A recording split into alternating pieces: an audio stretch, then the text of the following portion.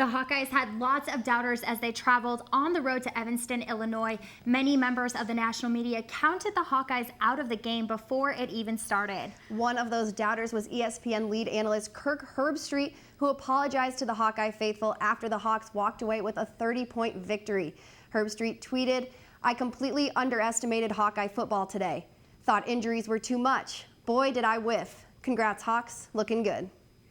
As Herbstreit pointed out, Iowa's storyline has continued to be nothing like people were expecting, and that not only stayed true from the win itself, but from the players. One position took an unexpected twist. Football reporter Taylor Brooks has more. At the beginning of Iowa's season, it was obvious that Jordan Canzeri and LaShawn Daniels Jr. were going to be the go-to running backs, but Daniels suffered an ankle injury that has held him back in the last few weeks, making Canzeri take almost every single snap. But a sight happened at Northwestern on Saturday that no one wanted to see. Canzeri went down on a run play and was sidelined the rest of the game. Going off of Iowa's motto, the next man in, someone had to step up. But in this case, it was two players that were ready to go. Before Saturday, Akram Wadley and Derek Mitchell Jr. only had 87 net rushing yards combined, and one touchdown coming from Akram Wadley this season. But that all shifted against Northwestern. Big backs, we just needed to step up. It could have been Derek Mitchell, LaShawn, he was still a little hurt, so just had to step up to the plate. The pace of Iowa's running backs could have completely stopped after Jordan Canzeri went down.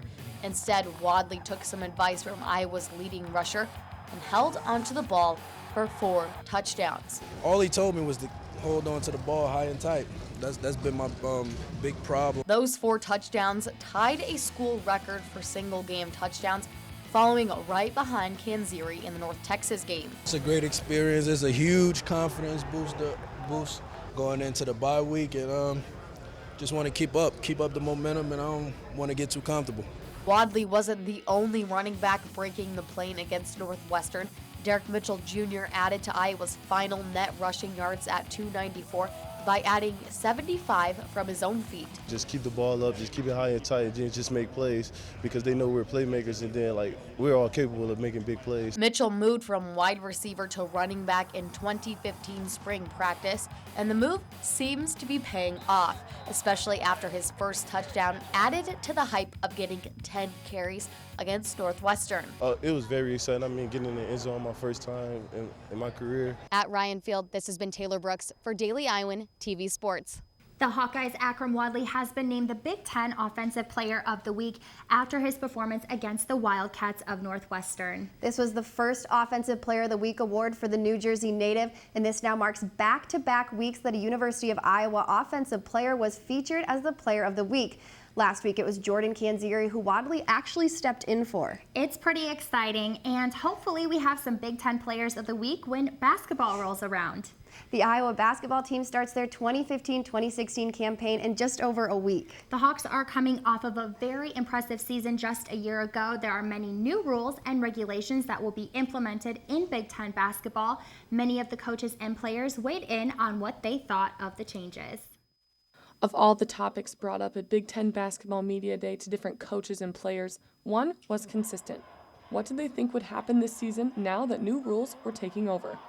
Well, I think the biggest adjustment in the game is getting used to the different defenses you're going to see because of the shot clock.